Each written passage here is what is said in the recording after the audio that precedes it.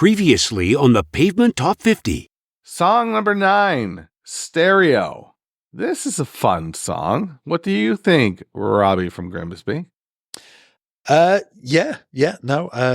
love it, but I must admit, when I've heard your other shows, I've heard people go into detail about what the songs are about, and when I first heard Stereo, I was thinking, well, that's just a goofy song, isn't it?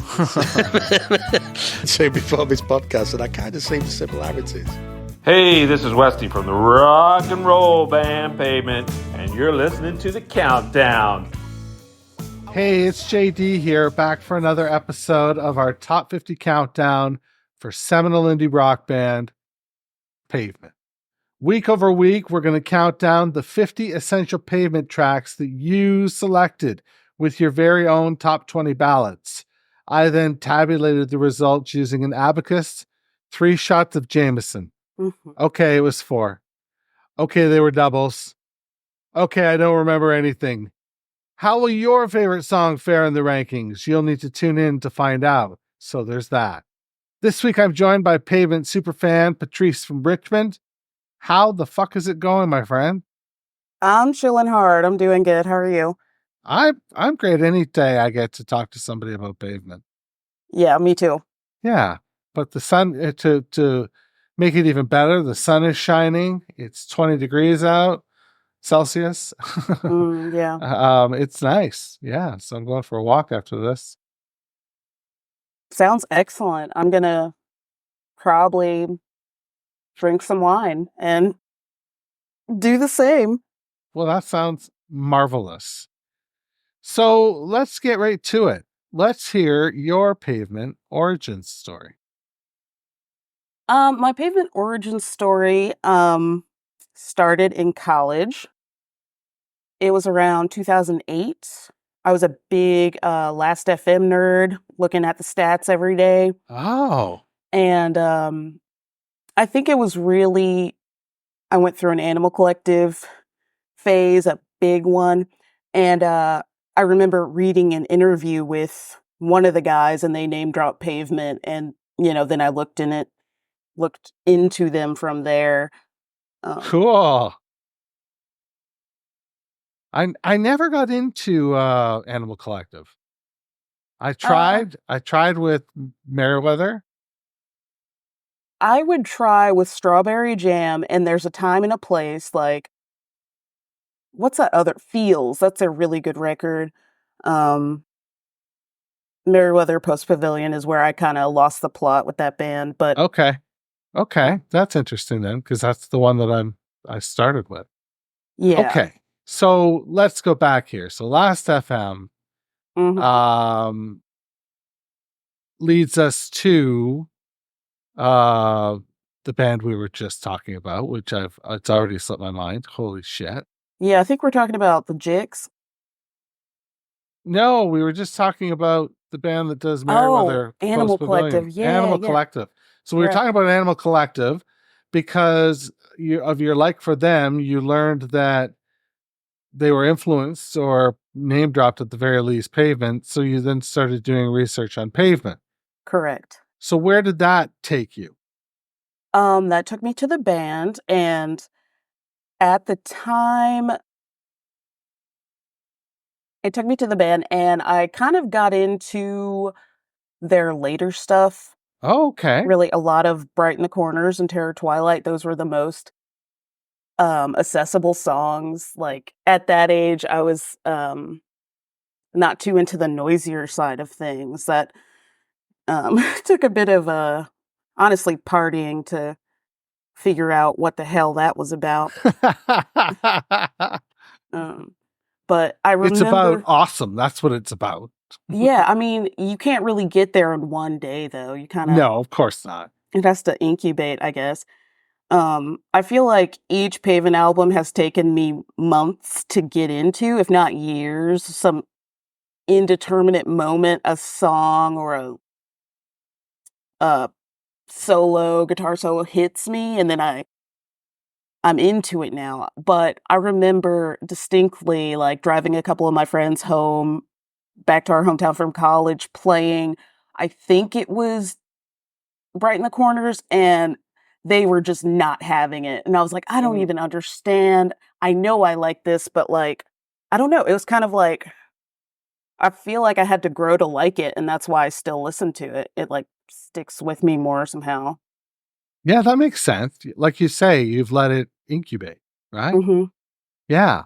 Okay, so talk to me about one of those experiences, one of those records. Let's just pick a record at random. Crooked Rain, Crooked Rain.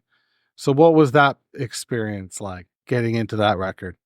I was really surprised at what they were doing. I was a little bit confused by the record at first. I'm not going to lie to you. I have it right here.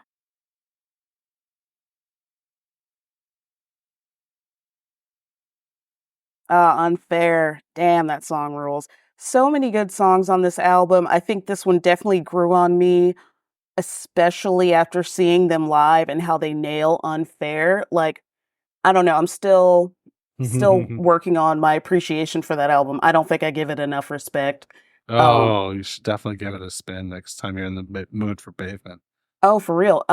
Slanted and Enchanted was the one that hit me first. In the Mouth of Desert was like huge for my weed smoking days and huge for every mix CD I made at the time. It's like not a very optimistic album. It's like pretty abrasive. And I really liked whatever the hell they were going for there. I think that's before Bob was in the band, before Scott was in the band. And you No, just see it was SM and Scott or Spiral Stairs. right. Yeah. The jump from Slanted and Enchanted to Crooked Rain is insane. Like, Yeah. I really think like Stevens and Spiral Stairs songwriting just went crazy in those 2 years, I guess that was. Yeah, about that. Yep. Yeah, So, where were we? so you mentioned that you've seen them live. Yes. Talk to me about that.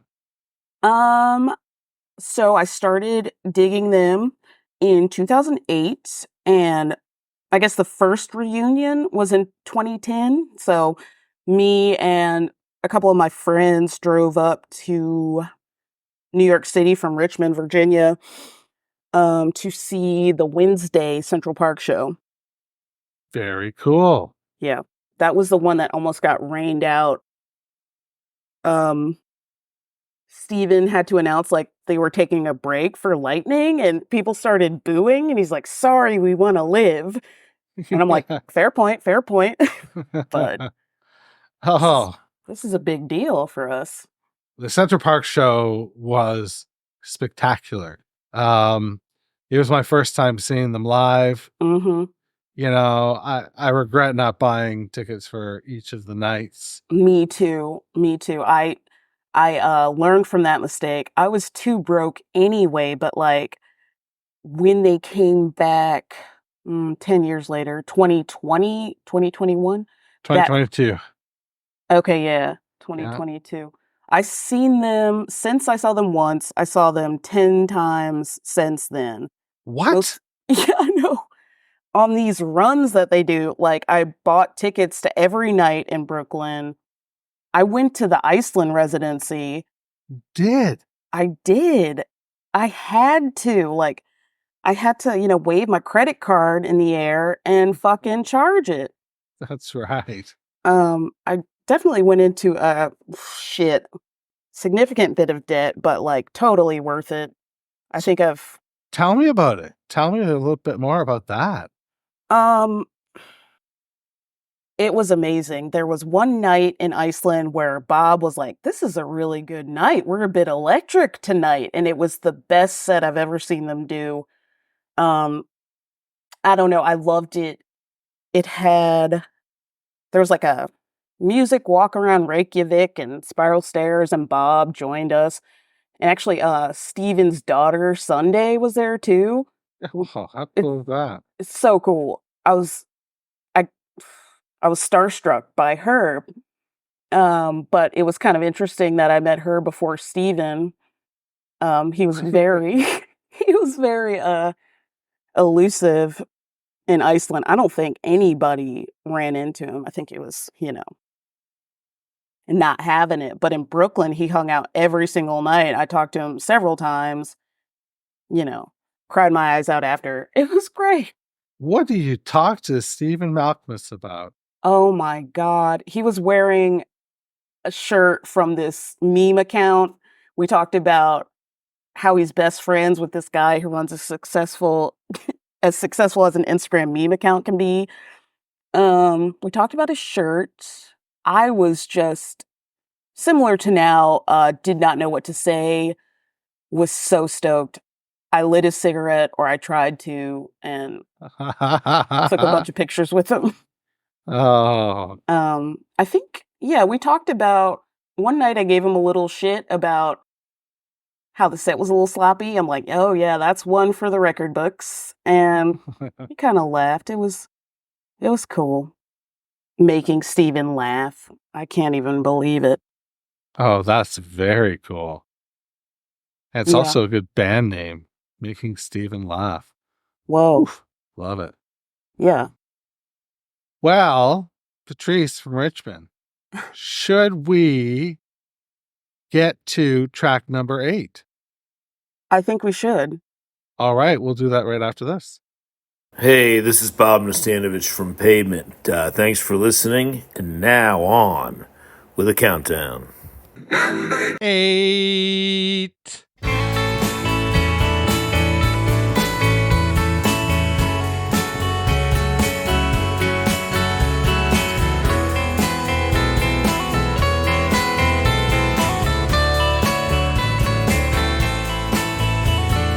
After the glow, the scene, the stage, the set, and talk becomes slow, but there's one thing I'll never forget.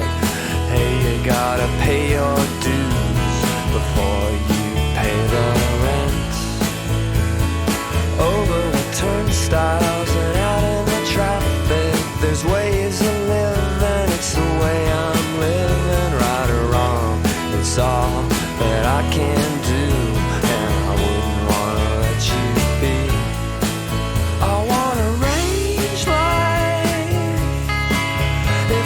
Settle down, if I could settle down, then I would settle down. I want to arrange my life, if I could settle down, if I could settle down, then I would settle down.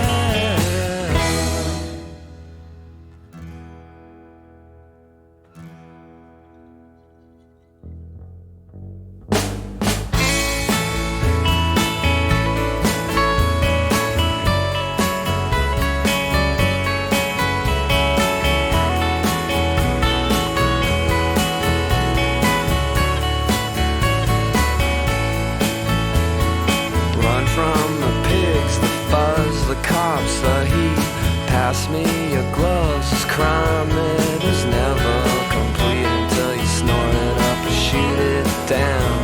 You're never gonna feel free. Out on my skateboard, the night is just humming, and the gum smacks all the pulse I follow with my Walkman fades. Well, I got absolutely no one but myself to blame.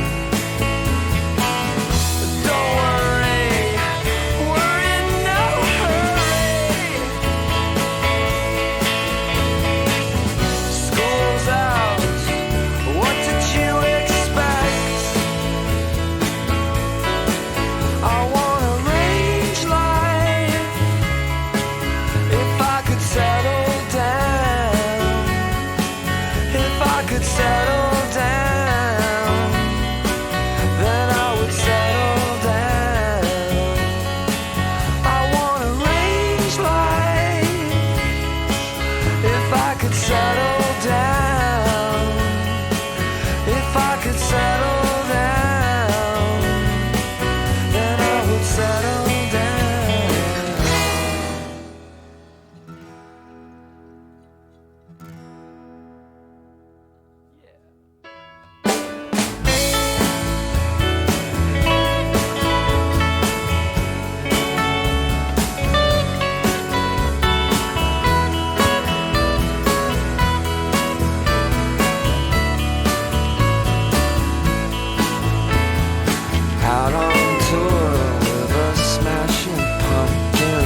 future kids.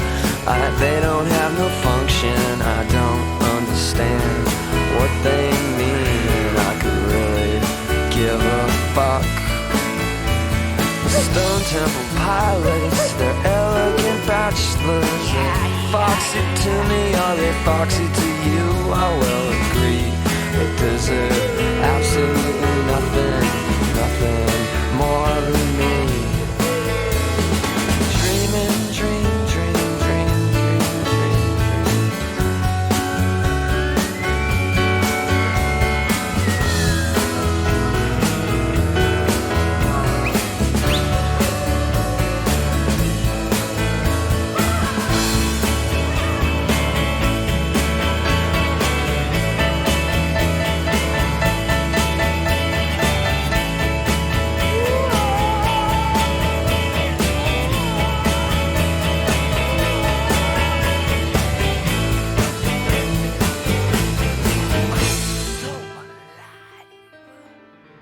Early on in the top 10, but top 10 nevertheless. This week, Range Life checks in at number 8 on the countdown.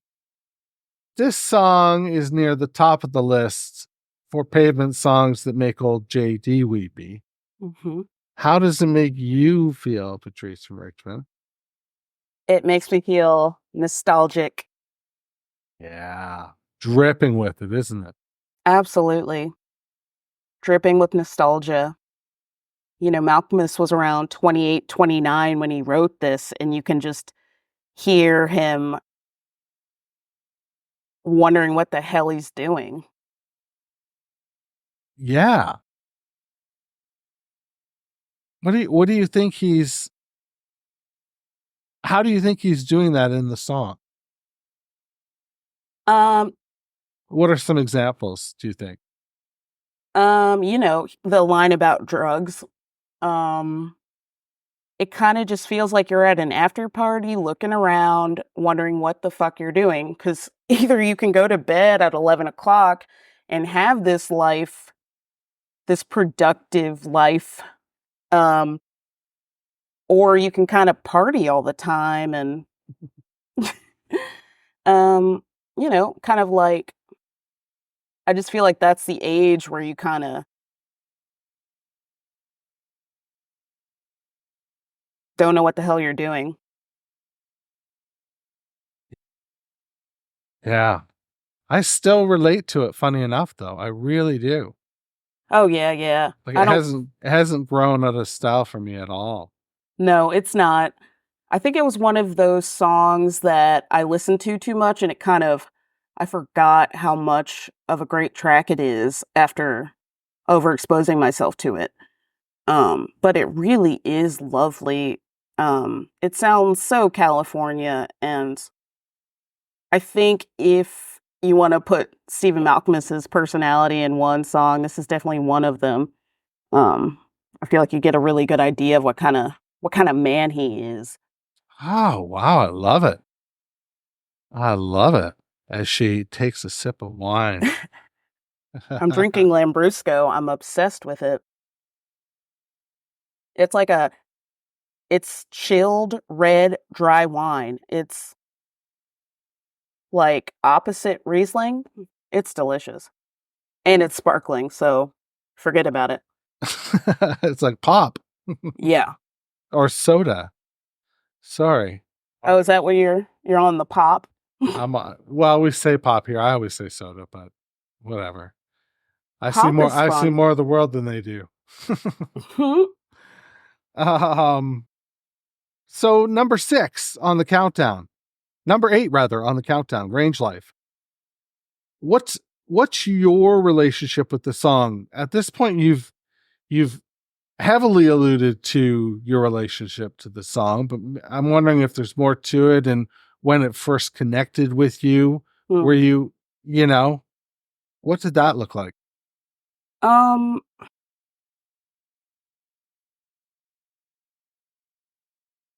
not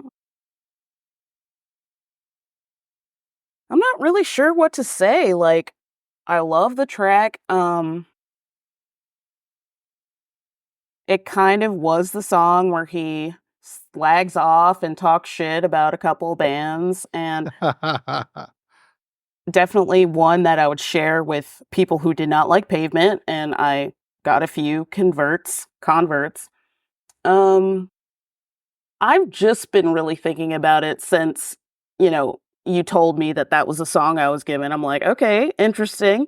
Range Life is not one that, you know, I was ever really obsessed with.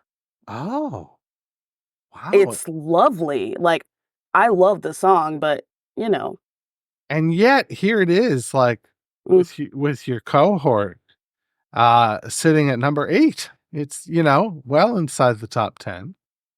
But not a top 10 song for you. So you feel this one's overrated.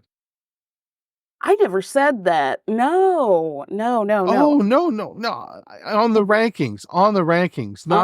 not as a song. Okay, yeah. Would I you? wouldn't say that. This song is a total hit and it's awesome. It's just not like, okay, if we talk about Pavement doing this country thing, I really resonated more with like Father to a Sister of Thought that did a Oh, similar thing. And that music video was perfect. It was just like the grainy footage, the sun, the heat. I feel like you saw a mirage in that video or something. And that's what I feel listening to this song too. It's great.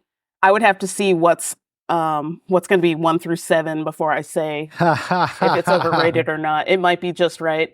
I'll never tell. Okay. Yeah. When Well, will we find out? I will Like, tell. I will tell. yeah. Um, It'll be like 2025 when we find out. no, it's Christmas time.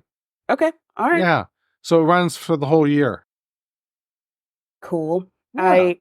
I a little bit wish I had gotten in before we were into the top 10. Just a little bit. It would have been nice to do an obscurity. I feel a bit of pressure for Range Life. I know there's someone rabid for this, but you got Oh, me. for sure. For sure. People are nuts about several songs, right? Yeah. It's going to be interesting water cooler talk. It's going to be, is this song inside the top 10 for you? For me, it is absolutely in the top 10. And I think it sits just about right. Maybe for me, it would be 6 or 7, Okay. but just about right. Yeah. I'm not big on ranking Pavement songs. I'm Well, a you bit of came to the wrong podcast. you wanted a super fan, right? um it's like Beatlemania. Ever since I saw Slow Century, it's been game over for the rest of any band competing to be my favorite band. It's over. Wow. Well, I mean, God, what did you say? You saw them 10 times on the Yeah. 2022 tour. So Yeah. what shows? You saw 3 in Iceland, 4 in Brooklyn. Hmm. So that's 7. What were the other 3? They did a date in Washington, D.C. Yeah. It was a seated show. I was way up in the rafters. It was awful for me as a fan. So the next day, I'm driving to Atlanta and seeing them at like general admission. I can't. And that light show they had was so cool. It really was, right? When you Yeah. think, especially when you think compared to 2010, when it was just that sort of string of lights, Yeah. which was really cool too, but it was just very different, Yeah. It's really nice because in 2010, I couldn't see a thing. I was way back in the field and it would have been nice to have some visuals. They did a kind of weird thing in Brooklyn where they filmed the audience live while the band was playing. And I was on the barricade. I'm like, please do not show my face on a jumbotron. It was, I wonder if they were filming for the Pavement movie. did that come out yet? No, it has not. No. Well, maybe by the time this airs, it Yeah. will have come out, but it's not out yet. No. I think they're definitely going to do something with it. It might be for the Pavement movie or Slow Century 2 or something. Oh, Slow Century 2. Interesting. Hey, I just want a live record. That's what I want. Oh, yeah, that would be lovely. You know. Did you Wouldn't it buy be that? great? That would be excellent. I wouldn't mind that either, especially They play some really good jams. That Terror Twilight material is so great for jamming on. Like, I feel like a lot of those songs did not become my favorite until I saw them live and the extended Jerry Garcia treatment that they would do. It's very Jixie feeling, right? Like, where he does sort of let loose and just jam. Mm-hmm. Yeah. Yeah. Well, Patrice from Richmond, it's been spectacular talking to you today about Pavement and your obsession. And song number 8, of course, Range Life. Do you have anything you want to plug? Not really. I have a fledgling Twitter account. It's Okay. Malcolmus Post. Oh, It's like Malcolmus's Posts, where I've stolen it from Kanye West fans. Every time Steven posts a story, I'll just repost it on a Twitter account for posterity. oh, that's very cool. Yeah, I just don't know what to do with my obsession. There is a Pavement cover band in Richmond. I think they're called a Special New Band. Oh, what a great name. Yeah, I know, right? Yeah. One of my friends practices in the same practice spot as them. Good luck to them, because that's a really hard band to cover. I totally agree with you. They're going to be playing a show with Oasis, another Oasis cover band. I forget, Mad for It or something. It's like a 90s cover band extravaganza. Wow. Cover bands are taking over right now. It is wild. They have become the new $25 ticket, or $20 ticket. Like, whereas you used to be able to see like a mid-level band for like $25, And this isn't me just standing on my lawn, raising my fists in the sky. This is just like, even before the pandemic, you could go to a live music venue and you could see a band, for $20 or something like that. And now it's like they're up to $40, and the cover bands have come in and taken that $25 ticket. I don't know. That's just my conspiracy theory. The one free venue we had is now about 10 or $20. Like, every show would be free because everyone would get wasted at the bar. Post-pandemic, it's all $15, $20. I don't really see too many cover bands, but I do see them. A couple of my friends in their own bands will moonlight in those cover bands to actually make some money. So, but I'm excited to eventually see the cover band in town. I'm going to wear all my Pavement gear and cross my arms and see if I can be impressed some kind of way. Yeah. Wow, it's going to be wild. I don't know how they'll do it. SM has such a unique voice, Like, Absolutely. I feel like if you didn't just not sing like him, it would seem inauthentic. But if you did try to sing like him, it would sound inauthentic as well. Like, it would just... It was very strange. One night in Brooklyn, they had Kiwi Jr. open for them. Okay. And the vocalist sounds suspiciously like Steven. Oh. So many of us were like, this is really weird to see Pavement Jr. open up for Pavement. And I wasn't the only one. Sometimes I feel like I'm on a trip and it's only me who thinks this, but I thought they sounded too much like Steven, and it was just too weird. But, good luck. I feel like sometimes the band embarrasses themselves playing their own songs. Imagine a cover band trying to, there's a certain looseness that we'll see how it goes. Anyway. Yeah. Yeah. It'll be interesting. You'll have to let me know once you see them. I'll be very curious. Yeah. I think, what is it? Neil Young is playing the same night. So I might be at that. But eventually. Get your priorities straight. Yeah, I'm trying to. No, it's with Crazy Horse and everything, right? So it's, yeah. Yeah, I think I better get on down and... Yeah, absolutely. Hopefully someone posts some footage. Well, it's been dynamite talking Pavement with you, and I want to thank you so much for all your time. Yeah, thank you. Loved it. Wash your goddamn hands. Thanks for listening to Meeting Malcolmus, a pavement podcast, where we count down the top 50 pavement tracks, as selected by you. If you've got questions or concerns, please shoot me an email. jd.meetingmalcolmus@gmail.com.